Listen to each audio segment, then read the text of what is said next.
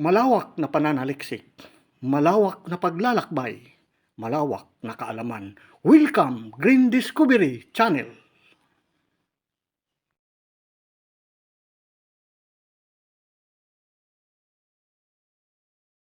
Magandang araw mga ka-discover, no? Welcome sa Green Discovery. At dito na tayo ngayon sa parto ng rice field treasure site sa una nga ang kanyang base marker ay sun marker. Ngayon yung 45 degrees papunta doon sa unahan ay mayroon tayo doon nakita na palaka na doon ang tinuturo ng treasure sa ilalim niya. Doon nagpapangsyon yung gadget doon sa nilapagan ng palaka na naka-amazing doon mismo sa nakalapag na palaka nga original, hindi ba to. Let's go, pupuntahan natin mula rito at 45 degrees na doon yung palaka sa malapit sa mangga. Pupuntahan na natin. Let's go.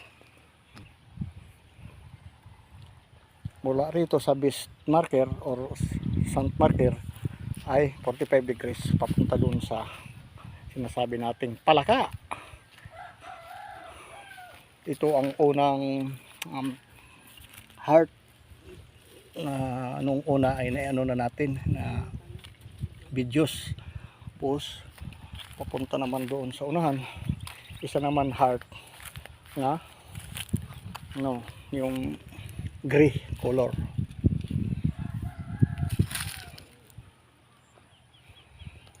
Ngayon dito tinuturo mula sa heart yung palaka talaga na live. Nakakamangha itong amazing dito sa isang puno na ito mga ka-discovered.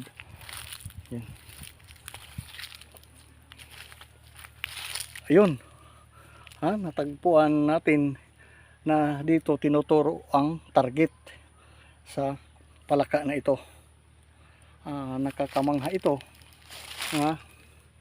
ayan, live na iba ang kanyang kulay, gray din mga ka-discover. At ang ganda ng kanyang pagtago ng magnetic, dito siya nagpapangsyon. Ayan mga ka-discover, na isang palaka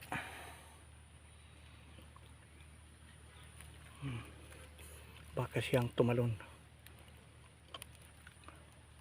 at huwag lang natin siyang galawin. Na dito ang tinuturo sa 45 degrees na target digging spot mula roon sa base marker na sand marker na bato.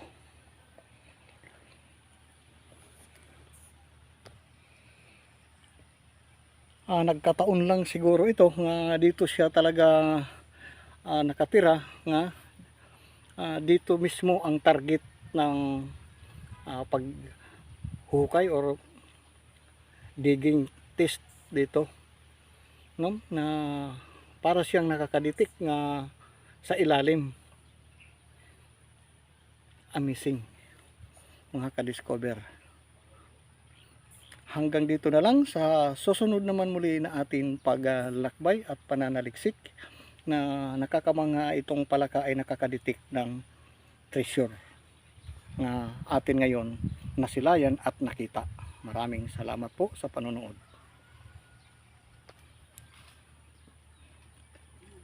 Siya dito ay nakabalagbag mula roon sa base marker, sabi ko kanina, at naka 45 degrees ito ang kanyang katawan. At ito namang ulo niya papunta doon sa norte, doon mga ka-discovered, sa malaking na yon, bundok.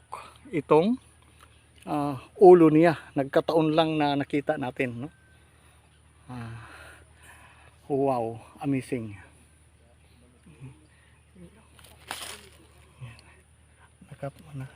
Parang natutulog siya.